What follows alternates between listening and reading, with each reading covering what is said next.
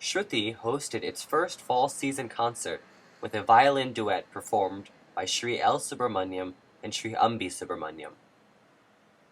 This event was held at Drexel University's Boston Center. After the concert, we sat down to talk with both of the artists. Sri L. Subramaniam, sir, and Sri Ambi Subramaniam, thank you very much for taking the time out to speak with us. Sri L. Subramaniam, sir, from your childhood, you have been surrounded by well-known musicians within your family. How has this influenced your Carnatic music career? When you are surrounded with musicians, first was my father, who was an incredible musician and a visionary. So, younger days, he was my idol. I wanted to be like him, play like him, and become a violinist like him. So that milestone, tried to follow and do that, kept me occupied and kept me working very hard so that I could get as close as possible to his performance. Sri L. Subramaniam, sir, you have a strong background in both Carnatic music and the sciences. What about Carnatic music influenced you to pursue it as a full-time career? Because my father was a violinist, and even though, another thing was those days violin was basically an accompanying instrument. So normally they used to play with somebody, very rarely they were playing solos. So my father had a vision of making the violin as a mainstream solo instrument. It was not like that before. So he was not very sure how successful it is going to be. So he said it is better to have an education, studies and background, so that you can have something as a backup. But then with his vision and making the violin as a solo instrument, developing a lot of techniques or playing a varnam in multiple speeds and all those innovations and thoughts he had kept us going. Then violin became a powerful solo instrument during our time. We made it happen because of him. So I didn't go back to science at all. So I studied to be a doctor. Sri Ambi Subramaniam, how have you stayed focused on solely Carnatic music despite being a part of the younger generation of Carnatic musicians? A couple of things actually. One, I believe you should do what you love, because only then you'll be good at what you do. So I really enjoy playing Carnatic music, and that's my passion. So I try to pursue that as much as I can. And on the side, I do a little different things. I perform with my dad with a lot of incredible jazz musicians as well, some famous orchestras. So that on the side is also amazing, which is pretty different. But yeah, this is my main thing, because this is what I want to do. Sri L. Subramaniam, sir, what were some of the differences and similarities in performing with Indian versus non-Indian musicians? When I do a classical Carnatic concert, it's almost like what you heard today. I do traditional, very strong traditional composition with traditional instrument following me. And me and my son has been traveling quite a bit doing this kind of concerts. When I do fusion or orchestral thing, there I have been asked as a composer to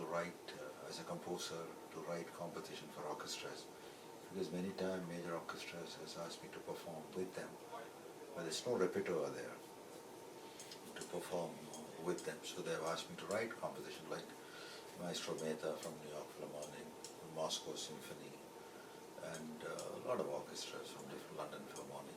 So those conditions, I have written composition focusing based on Indian classical music, based on Indian polyrhythms, implied harmony, microtones, right? So we try to project these different tonalities of Indian music there, so that even the other orchestral musicians, orchestral audiences who never heard Indian music get exposed to that, and they get slowly converted to listen to more and more deeper music, traditional music.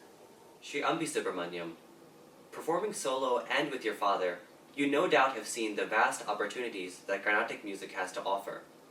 Where do you see your music career going? Yeah, as you said, I love playing solos as well as playing with my dad. Both of them are completely different and amazing at the same time. Performing with my dad is a unique experience, because every time you perform on stage is something different. It's not the same, so that's amazing. I have to be 100% on watch, because when you're playing with such a great artist, you can't slip up or that's one thing. And then when I play solos, also you have a different kind of freedom. You can do what you want. You're not. So I love playing solos as well. But yeah, both of them go simultaneously. So I love doing both. Sri Subramaniam, sir. We noticed contemporary aspects in your concert today. For example, you added a Dishanade plus Kandanade plus Mishanade. How would you classify your genre of music? Would you classify it as a contemporary, or would you classify it as traditional, or in between? These are all Kandanade, Misranade, Tisranade are part of our traditional music.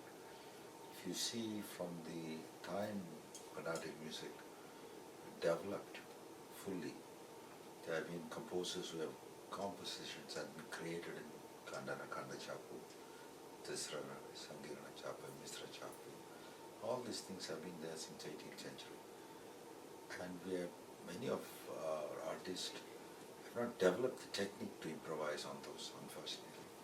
But this has been there. So what I'm playing is what has been there before. But because it's technical and musical strength, you can improvise on those also, because it is all there. It's not that we have created Kandanada and Misranada. It's all there. But the way you incorporated them was... Yeah, the improvisation. Yeah. Because if you can, technically if you are very strong, Yeah. and musically if you are strong, you can play what you want to play. Yeah. And otherwise you can play only what you can play. Yeah. It's a big difference.